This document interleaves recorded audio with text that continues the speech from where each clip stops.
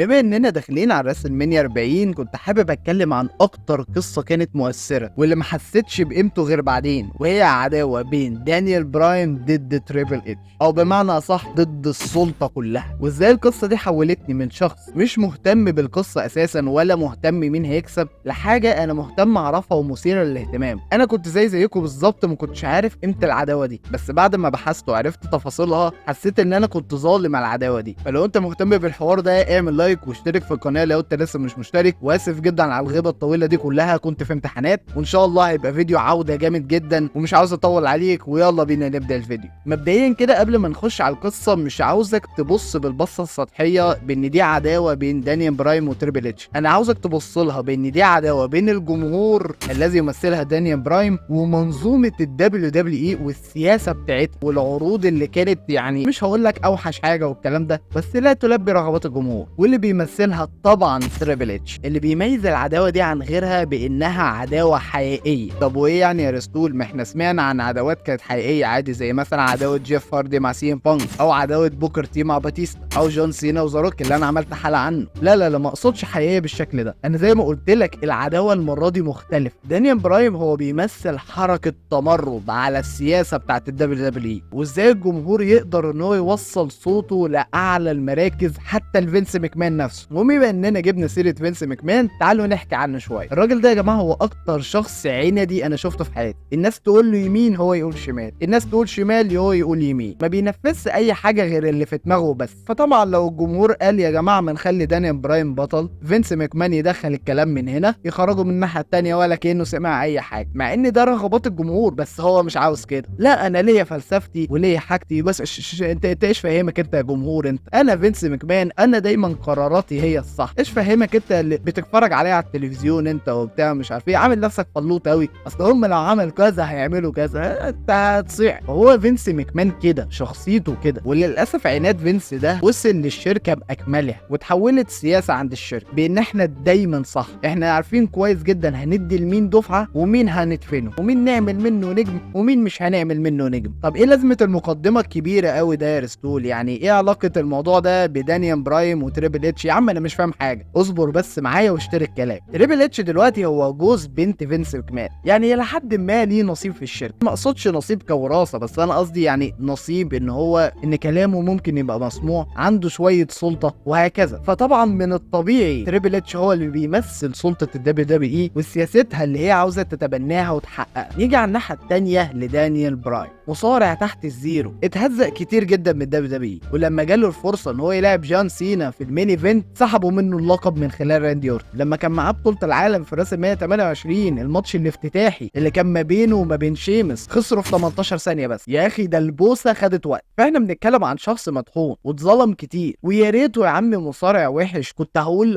يا عم يدفنوه مفيش اي مشاكل، بس دانيال براين مصارع اسطوره. واللي خلانا اكتشف كده وهي من خلال ماتشاته في الاي دبليو والان جي بي دبليو، يعني بصراحه كان عامل ماتشات جامده جدا وحسيت فعلا ان انا ما كنتش عارف قيمته. دانيال براين مصارع اسطوره، فطبيعي لما يشوف الجمهور واحد شايفين فيه الموهبه وعارفين ان هو هيكون نجم كبير يوم من الايام، فطبيعي الجمهور ده يبقى في ظهره دايما. عارفين انتوا جو اللي هو معاك يا اهلي، هو ده معاك يا براين، عارف انت؟ كانوا في ظهره صح، وكانوا واقفين جنبه في عز ما كان الدبليو دبليو بتضطهده. فده اللي يخلي دانيال براين مش مجرد مصارع، بل خلوه حاجه اكبر من كده، وهي حركه تمرد على السياسه بتاعت الشركه وعلى سياسه الدبليو دبليو المتخلفه مع العروض. ولكن ايه اللي وصلنا لكل ده؟ الموضوع بدأ من 14 سنه 2010 لما سمعنا ان في شويه عيال كده هيظهروا في عرض جديد اسمه الان اكس تي. من خلال برنامج العاب كده وتفاعلي مع الناس، الجمهور اتعلق ببراين مع انه كان اقل واحد فيهم كوزن وكلاعب، ان هو ما لعبش كتير على فكره، بس ده يرجع طبعا بانه لعب في الار او اتش وفي اتحادات تانية كتير، يعني هو كان مصارع انديزي صميم. فكان كل مصارع جديد كان ليه المدرب بتاعه، زي مثلا ويد بارت المدرب بتاعه كان كريس جيريكو، واخيرا دانيال براين كان المدرب بتاعه ذا ميز. يا سلام، المدرب بتاعه ده دانيال براين هو اللي علم ذا ميز المصارعه مش العكس. للاسف دانيال براين كان من اول الناس اللي خرجت من المسابقه عشان يتفرغوا للوجوه الجديده التانية ما عدا دانيال براين ولكن على الرغم من كده كريس جيريكو قال عليه بان قدراته في المصارعه اكبر من زمايله. المهم بعدها بفتره نتفاجئ بان العيال الجديده دي هجمت على عرض الرو، ومن هنا يظهر فرقه النكس، واللي احنا ممكن نعمل له حلقه لوحدها النكسس دي، يعني يقولوا لي تحت في التعليقات. المهم اثناء الهجوم المرحوم ده دانيال براين عمل غلطه كبيره جدا ادى بعد كده لطرده، بان هو مسك سلك وفضل يشنق في جاستن روبرتس بطريقه خلفت سياسه البي جي. ولكن بعد دعم الجمهور ليه دبليو تقرر ان هي ترجعه في السمر سلام ويبقى مع فريق سينا ضد النكسس. وطبعا مش محتاج اتكلم واقول ان دي كانت اغبى قرار يعمله الدبليو. ما اقصدش على عوده دانيال براين، بس انا قصدي على الماتش ذات نفسه، ازاي النكسس يخسروا في اول ماتش ليهم. ما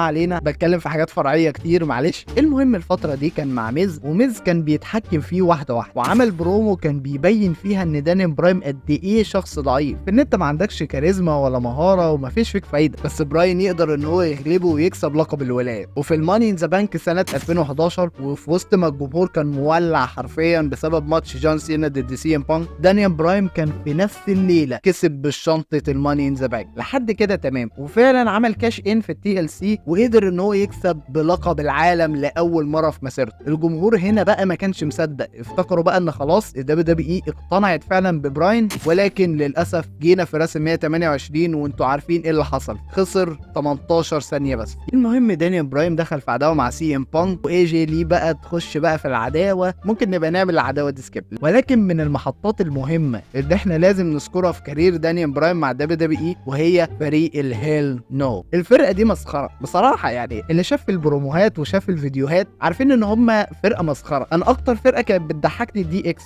بس لما ظهرت الهيل نو بقيت اضحك عليهم بصراحه. ليه بقى؟ لان هم الاثنين شخصياتهم مختلفه عن بعض تماما. يا عم ده كين انت ازاي خليته مسخره؟ طبعا الجمهور اتعلق بالفرقه دي بشكل مش طبيعي، والكيمستري اللي ما بينهم كانت حاجه خرافيه. ودانيال براين في الفتره دي اللي فاكر يعني كان عنده حاله مرضيه كده، ان اي حد يقول يس لازم هو يقول نو. فاكرين انتوا الحوار ده؟ المهم تعالوا نكمل كلامنا. الهيل نو كسبوا بالقاب الفرق، ولكن ذا شيلد خدوا منهم اللقب بعديها. سيبكوا بقى من كل ده، الموضوع بدأ بان جون سينا كان معاه لقب الدبليو. جه قبل السمر سلام كان بيقول يعني ان هو عمل زي تحدي مفتوح لاي حد يتحداه، وفجأة جاله دانيال براين وتحدى جون سينا وهيلعبوا بعض في المين ايفنت على لقب الدبليو. ولكن عشان النزاهه هم قالوا كده على فكره تريبل اتش هيبقى الحكم الرسمي للماتش ده. المهم لعبوا مع بعض بالفعل، والماتش كان حلو جدا يا جماعه. يعني انت لو ما اتفرجتش على الماتش ده بصراحه اصلا انت فاتك كتير، لازم تتفرج على الماتش ده، انصح بيه بشده بصراحه. المهم الماتش انتهى بفوز دانيال براين. الجمهور كان خلاص بقى اللي هو هيستيريا، البطل بتاعنا كسب وخلاص كده اللي هو هنفرح كلنا. ولكن مزيكة راندي اورتن تشتغل.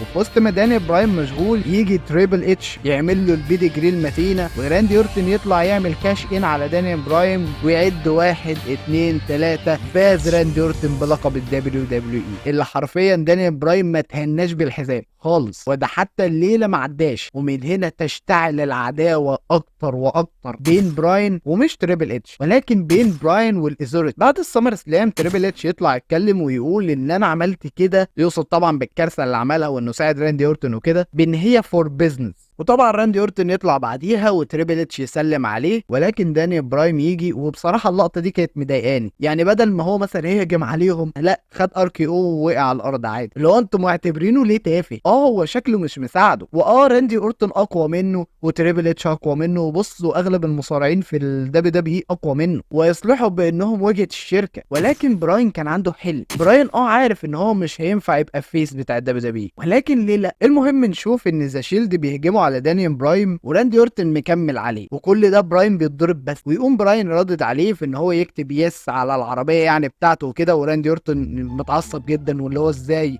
مش عارف والله، كانت حاجه تافهه قوي. بس الجمهور كان متفاعل بشكل كبير مع دانيال براين، ويتحدد ماتش ما بينهم في النايت اوف تشامبيونز يقدر بيها براين بان هو يكسب حزام الدبليو، وده بسبب ارمسترونج الحكم اللي كان في الماتش وعد بسرعه، مما ادى لذلك بان تريبل اتش يطرد ارمسترونج ده، ويتحدد ماتش ما بينهم تاني في الهيل ان سيل، ولكن المره دي هيبقى شون مايكلز هو الحكم. وطبعا قبل الماتش تريبل اتش بيرسي على الحوار في ان احنا اصدقاء واللي احنا اصحاب ومصالحنا واحده والكلام ده. خد بالك من حاجه، الناس كلها كانت ضد براين. شون مايكل كان متعاطف معاه، بس انت حضرتك انت بتعادي مين؟ بتعادي السلطه؟ انت مجنون يا ابني ولا ايه؟ المهم نخش على الماتش. الماتش كان بصراحه بطيء شويه في البدايه، ولكن مشي بشكل تصاعدي لغايه النهايه. ويقوم فجاه شون مايكلز مديله واحده من الفينش بتاعه، راندي اورتن يكسب تاني تاني على دانيال براين ويتوج بلقب الدبليو دبليو اي، ولكن المره دي مش هيرجع للعداوه دي تاني. خلاص العداوه دي خلصت. وفعلا الدبليو دبليو اي ما كانتش مرتبه اي حاجه لدانيال براين، عشان بس ما حدش يقول لي يا اسطى ما هو مرتبينه ان هو هيكسب الحزامين في المين ايفنت بتاعت الراسل مانيا. الكلام ده مش صحيح خالص. هو مشارك في راسل مانيا بس، ولا هو كان هيلاعب تريبل اتش، ولا هو كان مرتب له ان هو ياخد الحزامين، ولا اي حاجه. كان هيلاعب شيمس عادي. عشان بس تعرفوا ان هي اكبر من ان هي عداوه. هي مش عداوه عاديه خالص، هي ممكن تبان عداوه عاديه. اصل بص على شكل دانيال براين، بصراحه شكله الا يعني شكله ضعيف وقصير ومش مفتول للعضلات قوي يعني عشان ان هو يبقى فيس. مفيش المقومات بتاعت وجهه الشركه دي. يعني مثلا رومان رينز لما عمل السيناريو بتاعت ان السلطه عليه وان هو الاندر دوج وان تريبل اتش بيظلمه، خرجوا من الرويال رامبل والجو ده، هل انت اقتنعت بان رومان رينز اندر دوج؟ خالص، مستحيل. رومان رينز مش اندر دوج. على فكره انا مش هصدقه. انت ممكن تقول لي ما يا اسطى ما ده سيناريو وده لا، دانيال براين متصدقه بان هو فعلا اندر دوج. جيف هاردي كان متصدق بان هو اندر دوج. ار في دي مثلا ممكن يتصدق بان هو اندر دوج. دولف زيجلر نفس الكلام. على فكره جون موكسلي نفسه ينفع يبقى اندر دوج. احنا شفنا الكلام ده مع ام جي اف، ولكن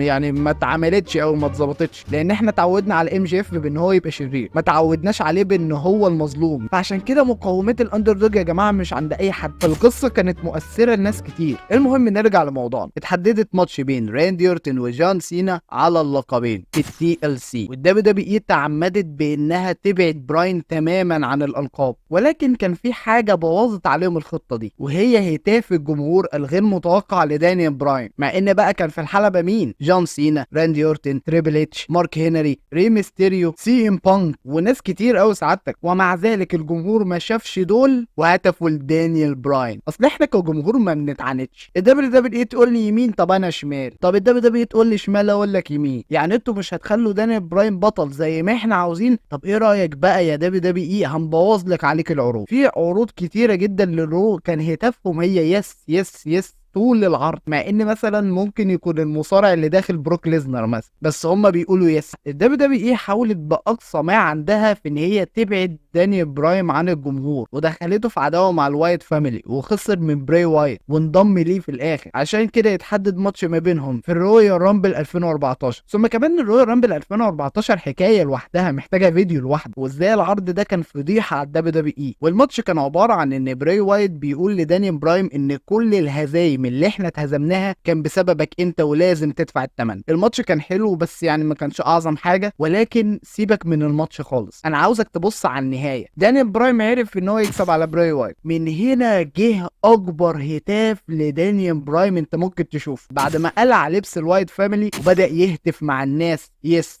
يس يس.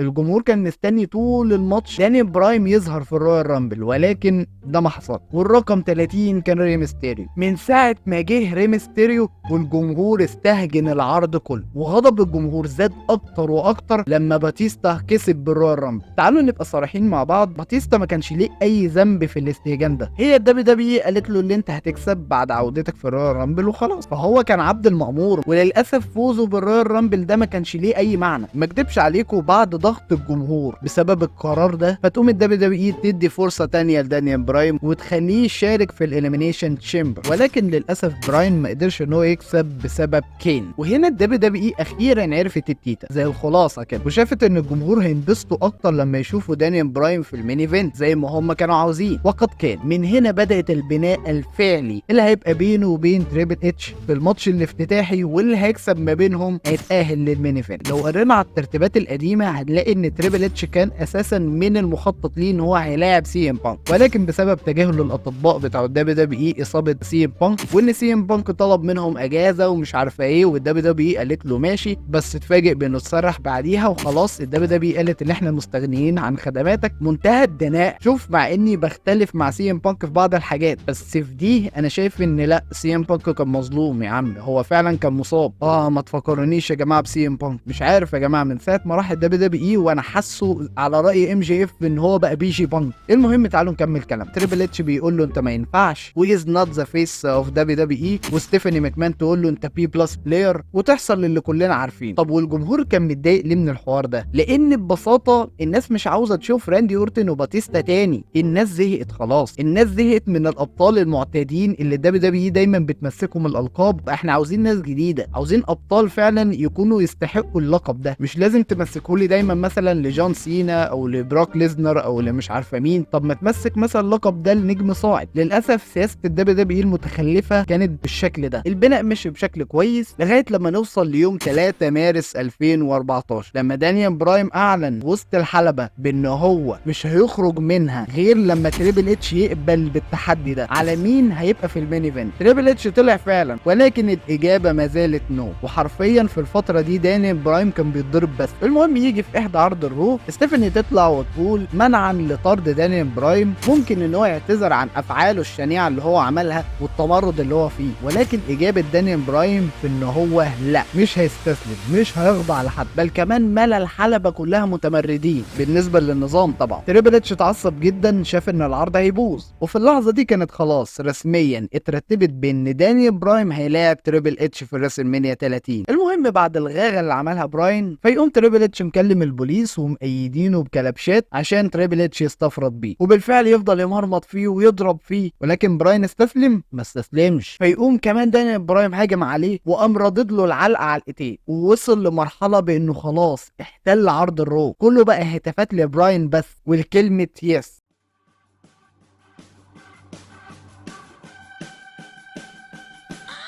نيجي على راسلمانيا 30، الذكرى ال30 للمانيا، وكان فيها كذا ماتش كبير. ماتش بين بروك ليزنر وذا اندرتيكر، جون سينا ضد براي وايت، وطبعا الافتتاحيه العظيمه اللي بين هولك هوجن وستون كولد وذا روك. ولكن الجمهور ما اهتمش بكل ده، اهتم بحاجه واحده بس، هل براين هيحقق اللي هو نفسه فيه؟ كافتتاحيه الماتش كان رهيب، ابتداء من دخل تريبل اتش لغايه اخر الماتش. الماتش في الاول كان سيطره تامه لتريبل اتش، وده اللي ولد توتر بين الجمهور. ولكن براين عمل كامباك حلوه جدا، وفضل الماتش رايح جاي رايح جاي لغايه لما دانيال برايم كسب اخيرا. ولكن في مشكله بان دانيال برايم مصاب اساسا، وده اللي شكك الجمهور اكتر، بيكسب بالحزامين ولا لا؟ ثم كمان انت واقف قدام مين؟ راندي اورتن وباتيستا، وكمان كتفك مصابه، ده انت لو ساحر مش هتعرف تعمل كده. المهم ماتش المين ايفنت بدا. الماتش كان بطيء في البدايه خالص بين راندي اورتن وباتيستا، ومفيش اي تناغم بينهم يا جماعه. دانيال برايم فوق الدنيا في الماتش، بس برضه كان تعبان عشان هو لاعب ماتش قبليها يعني، فالراجل معذور. هم معتبرين دانيال برايم ان هو نكره. الموضوع بالظبط فكرني بماتش بين تريبل اتش وشون مايكلز وكريس بنوا لو تفتكروه، معتبرينه نكره، اللي هو احنا الابطال وانت اي كلام. وكريس بنوا بيحاول باقصى جهده بان هو عاوز يثبت لهم ان هو كمان بطل. ده اللي انا شفته في الماتش ده بصراحه، بس ده على اقل شويه في المستوى. ففي ظل ما دانيال برايم بيثبت راندي اورتن، نتفاجئ بوجود تريبل اتش بتشكك الجمهور في فوز دانيال برايم عشان تفضل في وسط الماتش على اعصابك. معقوله هيخسر وهيكون كل ده تعب على الفاضي؟ الاهانات والضرب، وان هو فحت في الصخر وفضل سنين كتيره بيتظلم من دبليو عشان يجي اللحظه دي يخسر. فده اللي الجمهور كانوا بيفكروا فيه اثناء الماتش. لا وايه، سحب الحكم اللي كان في الماتش وجاب واحد تابعه، فيقوم بعديها اورتن وباتيستا متسليين عليه، فيعملوا الحركه الشهيره اللي هي البار بام بتاعت باتيستا مع الاركي او على ترابيزه التعليق، واللي على فكره راندي اورتن اتصاب في اللقطه دي. المهم الدكاتره يتدخلوا وياخدوا دانيال برايم. خلاص اكيد طبعا دانيال برايم خلاص خسر، بس لا، دانيال برايم قام ومصمم انه يكمل الماتش وهو مصاب. وبالفعل كام باك يعملوا براين ويعمل الفينش على راندي اورتن وباتيستا ويعد عليه تكسب اخيرا باللقبين بعد شوف عناء. شوف انا الفيديو طول على فكره، انا لغايه دلوقتي ما قلتش تفاصيل كتير عن العداوه دي يعني، انا قلت احاول اقص. المهم مع هتاف كبير جدا من الجمهور اللي بيحب دانيال براين، واخيرا قدر ان هو يحقق حلمه في ان هو يتصدر للمين ايفنت. طب ما بعد راسلمانيا ايه اللي حصل؟ اللي حصل يا سيدي بان براين اتصاب في الرقبه، فده اللي ادى بان الشركه تسحب منه الالقاب تاني. ايه ده، من بعد راسلمانيا على طول كده؟ والله من ما فيش، ما لحقش حتى يتهنى بيهم برضه. وقبل راسلمانيا باسابيع فينس ماكمان عمل زي مؤتمر صحفي للراسلمانيا اللي بعد الجايه اللي هو 31، وكان فيها كل المصارعين اللي هيشاركوا في العرض ده، فما لقوش من ضمنهم دانيال براين، فالجمهور قلبوا عليهم تاني. ولكن المره دي دبليو عندت، وكانت مصممه في ان هي تبني بطلها الجديد وهو رومان رينز. وانتوا طبعا عارفين باقي الحكايه عشان انا حكيتها كتير في القناه، ممكن تبقى تشوف ليه بكره رومان رينز وانت تعرف. مع ان العداوه دي انا ما كنتش مهتم بيها خالص في ساعتها ولا كنت مديها اي اهتمام، بس حسيت ان دي قصه اي اندر دوج فعلا بيحاول ان هو يكافح وينحت في الصخر ويحاول بقدر الامكان ان هو يوصل لحلمه او للهدف اللي هو بيتمناه. نهايه القصه سعيده وخياليه الى حد ما، بس براين نجح في ان هو يخليني اعيش معاه القصه، في ان اشوف نفسي فيه. وطبعا مش هشبه القصه دي بقصه ستيف اوستن وفينس ماكمان، لا دي حاجه ودي حاجه. ستيف اوستن كان اندر دوج بس كان بياخد حقه بدراعه، كان بيضرب مدير الشركه عادي، انما براين كان على العكس تماما، كان مسالم. هو بس كان كل متطلباته حاجه واحده بس، ان هو يتصدر المين ايفنت، ولا كان بيقل ادبه عليهم ولا اي حاجه، بس هم دايما اللي كانوا رافضين. وبس كده، ادي قصه براين مع السلطه. لو عجبك الفيديو اعمل لايك، ولو انت لسه مش مشترك اشترك معايا في القناه. واسف جدا لو انا طولت، الفيديو كان طويل بصراحه، بس قلت برضو عشان عوده وبتاع وايه بقى، يعني عاوزين بقى نطول في الفيديوهات بقى وكده، عشان انتوا وحشتوني بجد، والواحد نفسه فتح في الفيديوهات. فان شاء الله هتلاقوا فيديوهات جامده بقى قريب باذن الله، وهلتزم في الفيديوهات وكده. واشوفكم على خير، واشوفكم الفيديو الجاي. سلام عليكم.